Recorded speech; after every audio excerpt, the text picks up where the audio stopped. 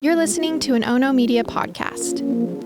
Hey everyone, and welcome back to the Into the Dark podcast. I'm your host, Payton. I'm so glad you are here. You guys, you are watching on YouTube. Please follow the show. Give this video a thumbs up. Turn on notifications so you don't miss the next one. And even if you could just drop a comment, maybe put in your favorite food emoji, that would be amazing. And if you are listening on audio and can leave a 5-star review, I will love you forever. But either way, I'm so happy you are here and I am so ready to get into today's case.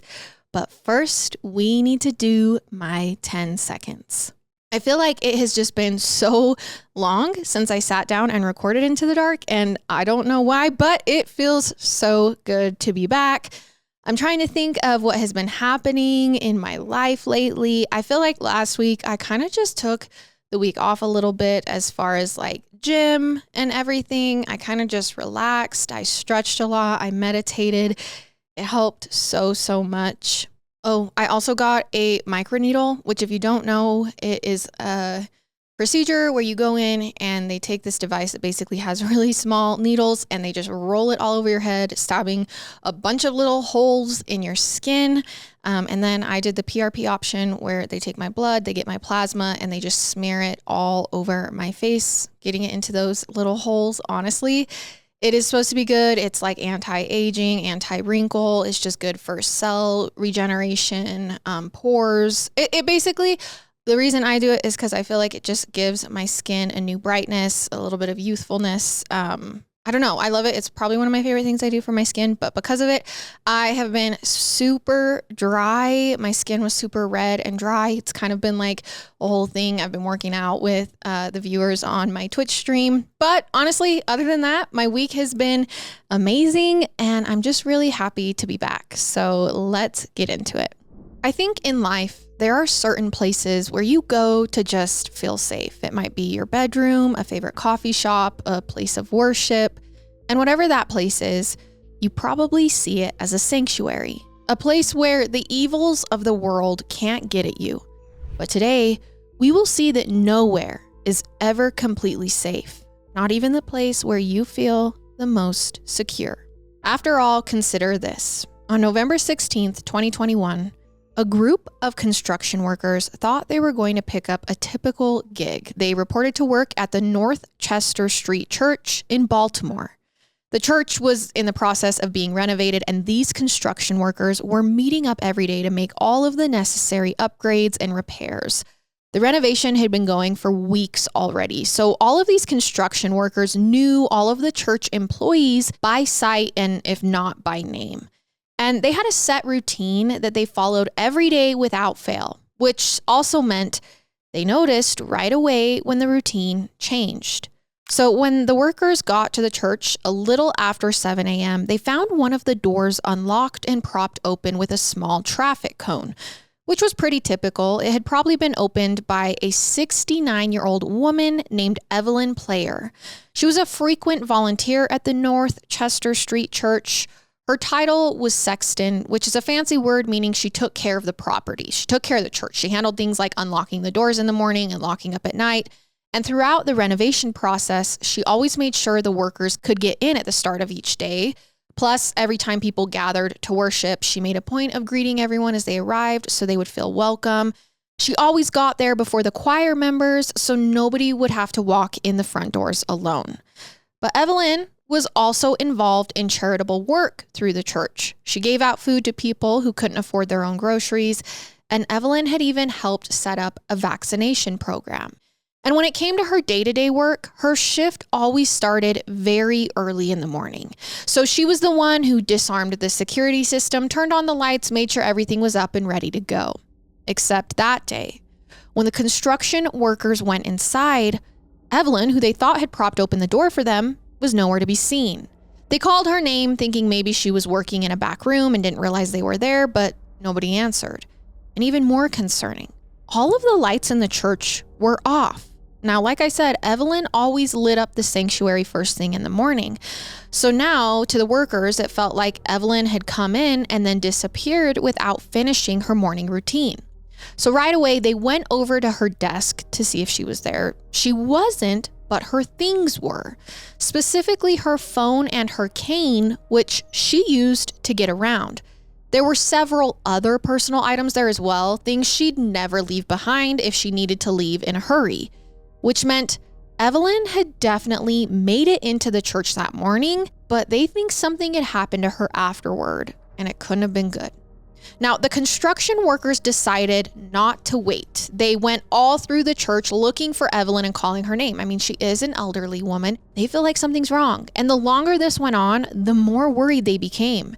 Because as they were walking through the church, they were seeing something splattered everywhere.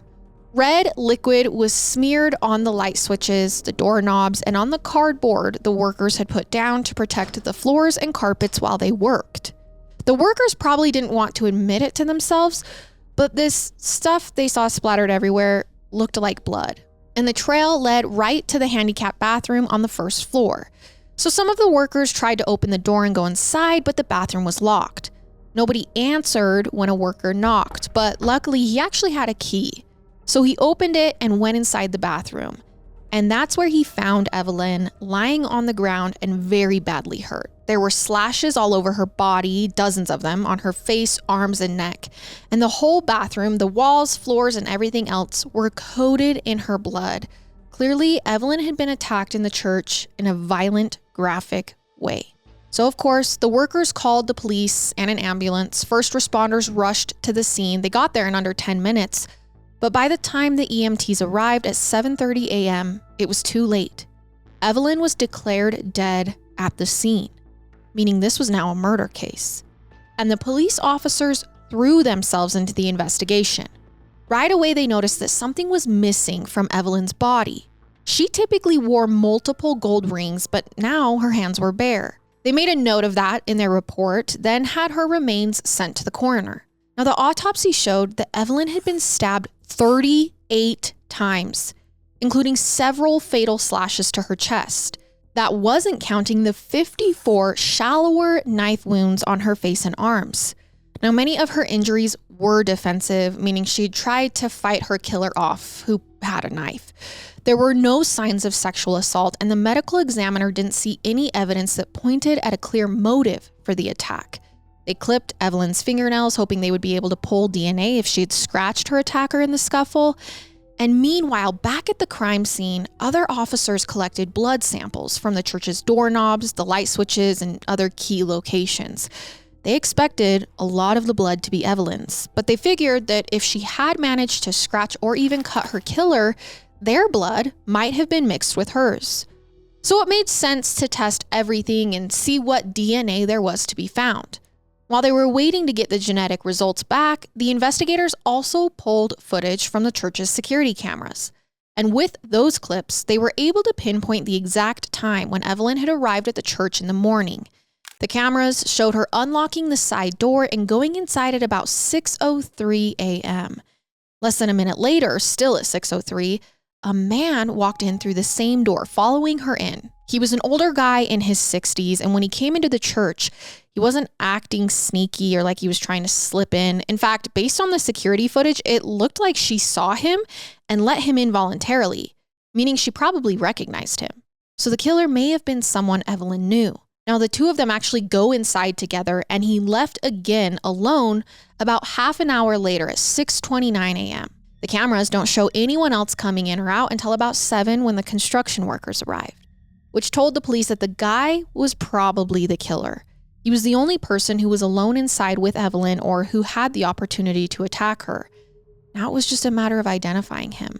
So the investigators put out a public statement asking for tips, and they announced that if anyone shared useful information, they would be able to collect a $100,000 reward. And in the meanwhile, her community had to deal with the shock and horror of what had happened to Evelyn. It was impossible for anyone to believe that a sweet older woman who had never hurt anybody had been stabbed to death, or that it had happened in a church, a place where, in theory, she should have been absolutely safe. Some of Evelyn's loved ones organized a public vigil and a march. They also opened her funeral to the public, meaning anyone could come and grieve even if they hadn't known Evelyn that well.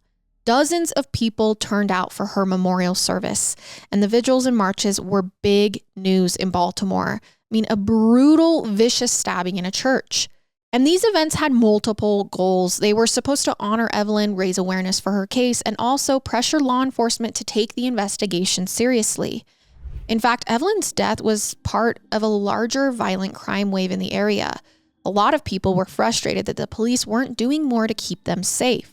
But to hear the officials and local politicians tell it, everyone was staggered by Evelyn's murder, and they were doing everything in their power to solve it. One city official said, "Every life lost to violence is an unspeakable tragedy, but the tragic killing of a senior in a church quite candidly shocked the conscience of our community.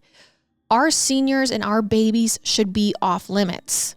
Evelyn's daughter also spoke to the press asking, quote, "Who would want to hurt my mother? How could someone hurt someone in such a sacred place?" Now, at this point, everyone was wondering the same thing, and the police were working tirelessly to identify a suspect. And early on, they were able to narrow in on one person of interest. Now, I'd love to tell you more about why this individual stood out to the police, but I can't. They didn't speak publicly much about the early stages of their investigation. It seems they didn't want to release any information that could hurt their chances of getting a conviction later. This actually was a good call because before long, investigators were able to rule that person out as a suspect. They found some evidence that exonerated that initial person of interest, which meant the officers were back to square one, and the public was still demanding justice for Evelyn, and an innocent person didn't have something bad hanging over them. Officers went back to the church and scoured the grounds with a fine-tooth comb. They wanted to check if there was any additional evidence that they may have missed the first time around, but there was nothing to be found. Other officers went door to door, questioning people who lived near the house of worship. They asked these neighbors if they'd seen anything strange on the day of Evelyn's murder. But again, they failed to come up with any new leads. They even pulled security camera footage from local traffic cams and businesses. Their hope was that they could learn more about the man that they had filmed coming in and out of the church that morning. Maybe they could see where he went afterward. But once again, this effort went nowhere. The evidence was pretty quickly drying up. Hey, you guys, with Mint Mobile, you can get the coverage and speed you're used to, but for way less money. And for a limited time, Mint Mobile is offering 3 months of unlimited premium wireless service for $15 a month. So while your friends are sweating over data overcharge and surprise charges, you'll be chilling, literally and financially. Say bye-bye to your overpriced wireless plans, jaw-dropping monthly bills, and unexpected overages. Mint Mobile is here to rescue you. All plans come with high-speed data and unlimited talk and text delivered on the nation's largest 5G network. Use your own phone with any Mint Mobile plan and bring your phone number along with all of your existing contacts. Ditch overpriced wireless and get 3 months of unlimited service from Mint Mobile for $15 a month. You guys, I really can't get over the quality of Mint Mobile's wireless service in comparison to my old provider. You really could be saving a lot. It was kind of shocking when I saw the difference. This year, skip breaking a sweat and breaking the bank and get this new customer offer and your 3-month unlimited wireless plan for just $15 a month at mintmobile.com/Payton. That's Payton, mintmobile.com/Payton. Upfront payment of $45 required, equivalent to $15 a month. Limited new time customer offer for first 3 months only. Speeds may slow above 35 gigabyte on unlimited plan. Taxes and fees extra. See Mint Mobile for details. Now, luckily, the next break came from a member of the community. Just 2 days after Evelyn's death, a man strolled into a local pawn shop and he was there to sell a pair of gold rings. Now, I don't know if the pawn shop employee realized that Evelyn's rings had also been stolen during her murder. I also don't know if they had just a description of the missing jewelry, but I do know that something about this man just struck the worker as suspicious. It probably didn't help that he perfectly matched the description of the man from the church's security cameras that the public knew about. He was 62 years old, the right height, weight, and build. Best of all, though, when he tried to sell the rings, the man showed the pawn shop workers his ID. So they knew his name was Manzi Smith. Now, when the pawn shop workers reported this interaction to the police, the officers actually weren't really shocked. In fact, Manzi was a solid suspect in the murder already because he had a long criminal record. Manzi had been in and out of prison when he was a teenager, and when he was just 19 years old, back in 1979, a woman had been driving through town planning to meet up with a friend. She pulled over to ask Manzi for directions, and he had seized the opportunity to sexually assault her.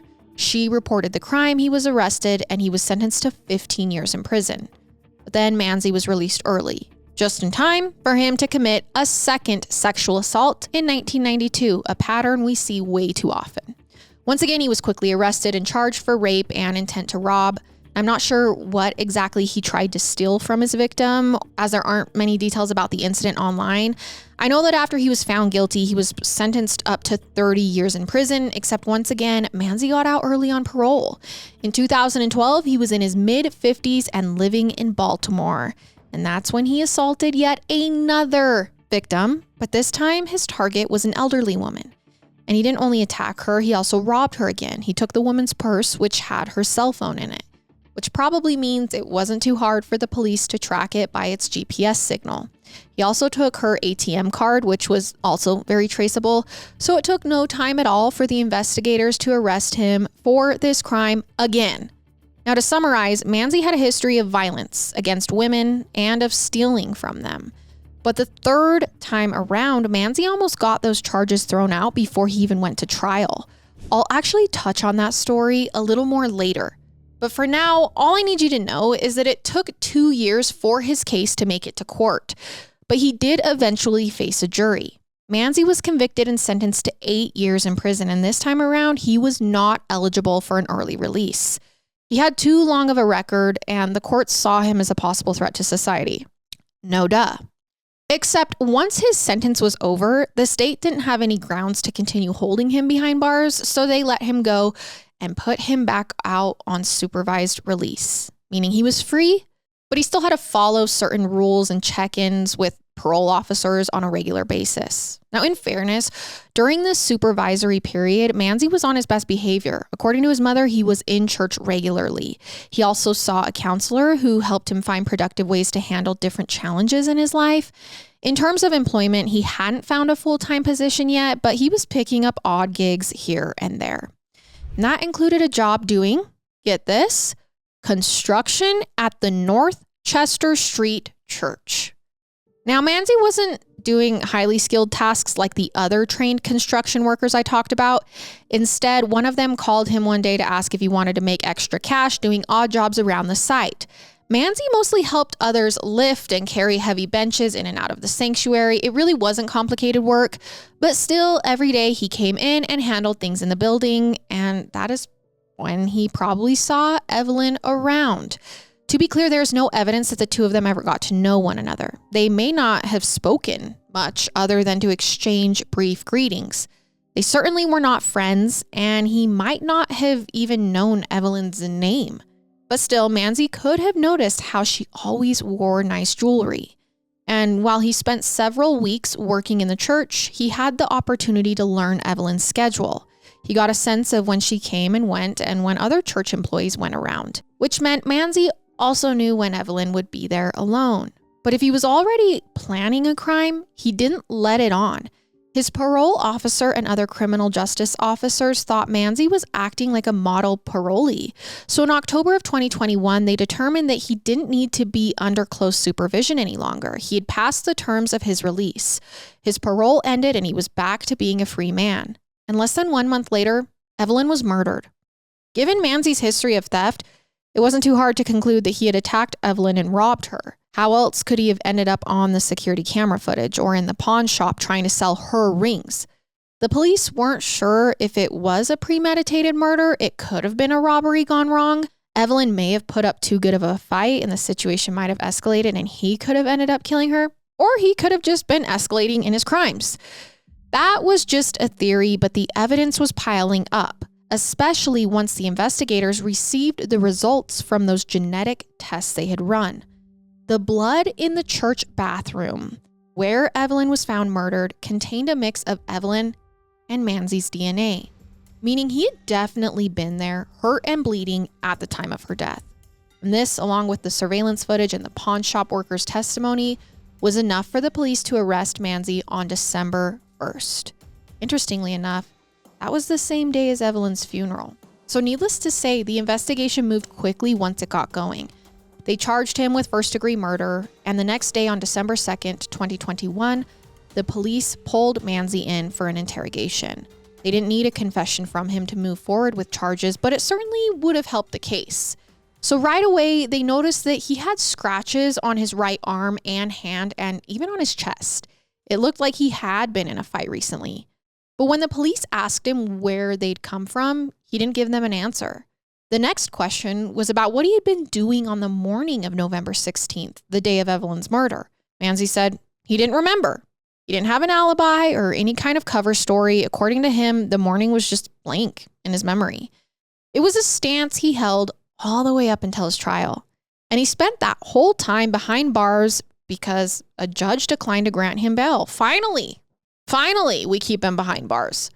So while he was waiting to face his charges, Manzi announced that he intended to plead not guilty for reasons of insanity. And he actually had pretty good evidence to support that plea. Manzi's history of mental health struggles went back almost as far as his criminal record did. He had previously been diagnosed with multiple mental health conditions, including bipolar disorder and, at the time, schizophrenia. During his previous stays in prison, he had made several attempts on his own life. On top of that, the guards had needed to keep him separated from other inmates due to his erratic behavior. Even when he was free, all through his adult life, he had been in and out of mental health hospitals. He had used drugs and alcohol to self-medicate, and he had become dependent on those substances.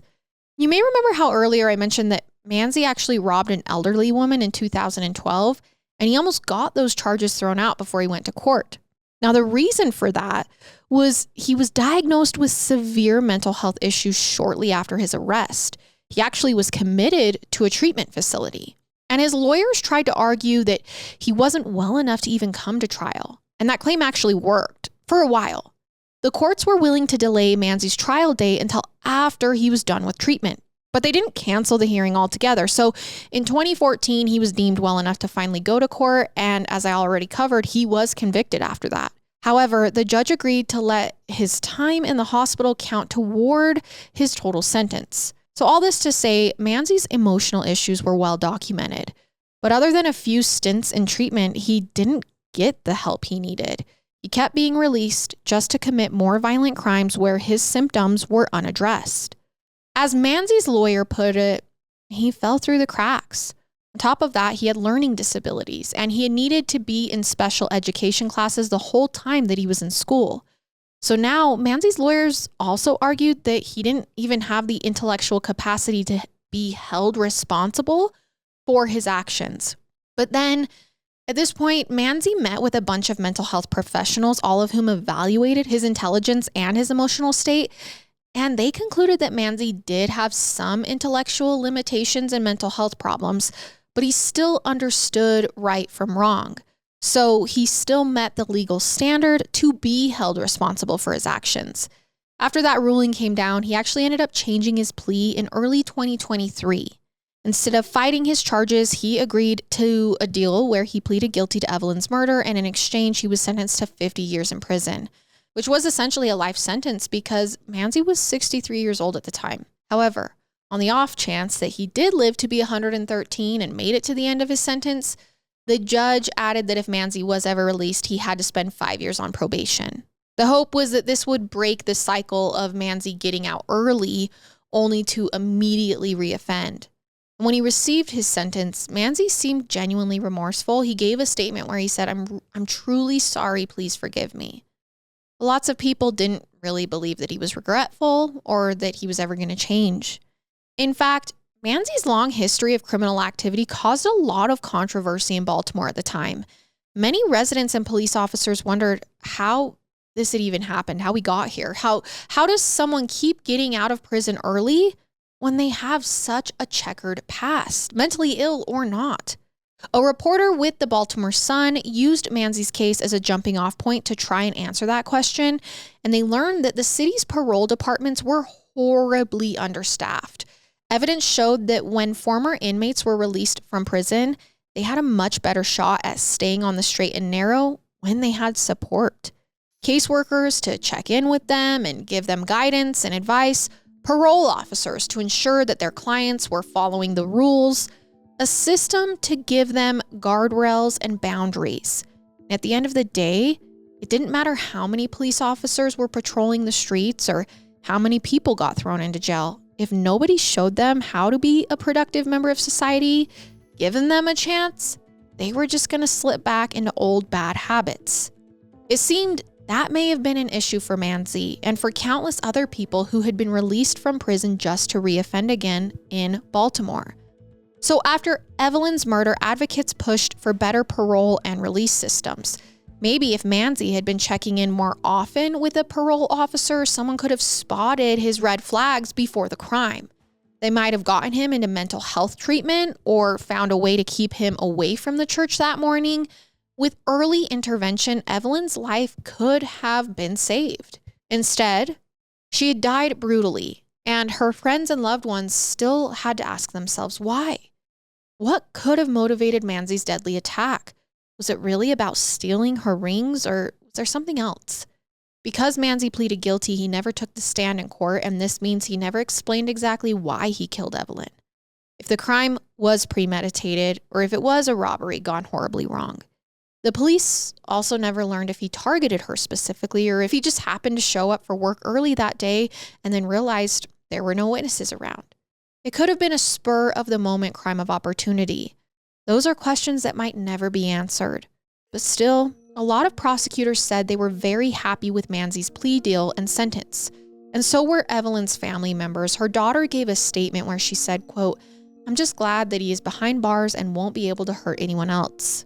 The best part was that the deal meant Manzi would never stand trial, and nobody wanted Evelyn's family to have to deal with the stress and trauma of a long, drawn-out courtroom process. After all, they weren't only traumatized, they were reeling. Evelyn had been such a fixture in the community, and people weren't sure how to move forward without her. So I want to wrap up this episode by actually telling you about her, because there is so much more to Evelyn than the way she died. Evelyn lived in Baltimore for almost her entire life, ever since she was just 5 years old. Now, while growing up, she played on her school's basketball team.